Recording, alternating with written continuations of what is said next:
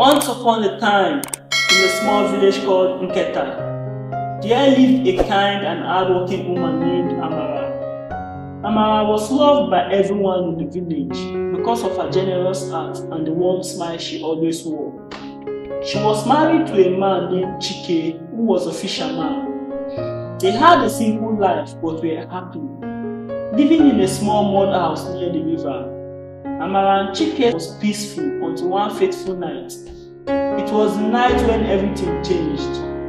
The village was quiet with only the sounds of cricket filling the air.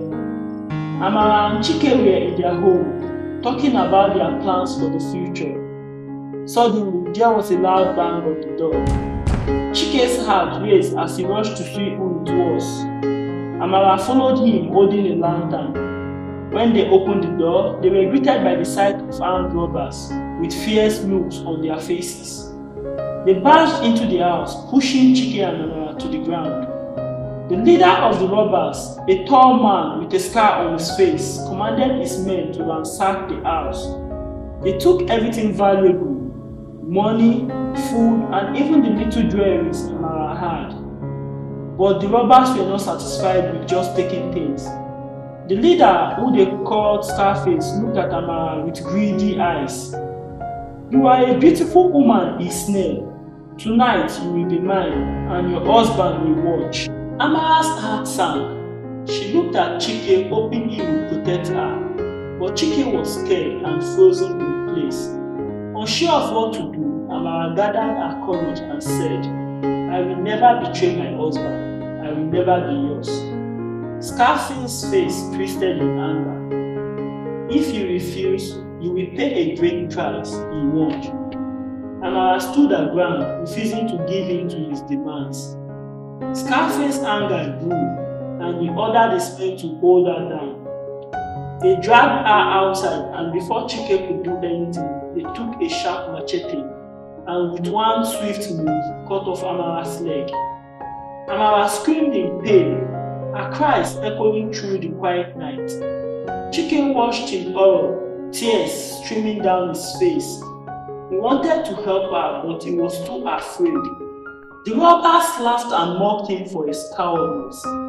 A real man would fight for his wife, Scarface taunted, but you are nothing but a weakling. After the robbers left, Amara lay on the ground, bleeding and in pain. The villagers, hearing her screams, came rushing to help. They took her to the healer, who did his best to stop the bleeding and bandaged her wounds. But Amara had lost too much blood and her legs were gone forever. Chike could not bear to look at Amara. He felt guilty and ashamed, blaming himself for not protecting her. He started to avoid her, spending more time by the river and less time at home. Amara noticed this and it broke her heart. She needed him more than ever, but he was drifting away. One day, Chike packed his things and left without saying a word. Amara was devastated. She cried and cried, wondering why he would leave her when she needed him the most. But the villagers rallied around her, offering their love and support. They built her a special chair so she could move around, and they made sure she always had enough food. Amara was strong. She decided not to give up on life. Even though she had lost her leg, she still had her heart, her mind, and her spirit. She started making beautiful baskets and mats, which she sold in the market.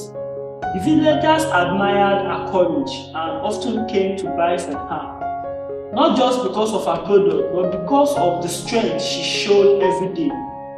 Amara's story spread beyond the village, and soon people from other places came to see the brave woman who refused to let tragedy define her.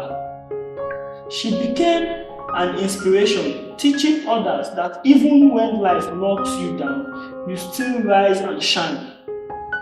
But Amara never stopped wondering where Chike had gone. She hoped that one day he would return and that they could face the world together once more. Little did she know Chike was struggling with his own demons, trying to find the courage he lacked on that terrible night.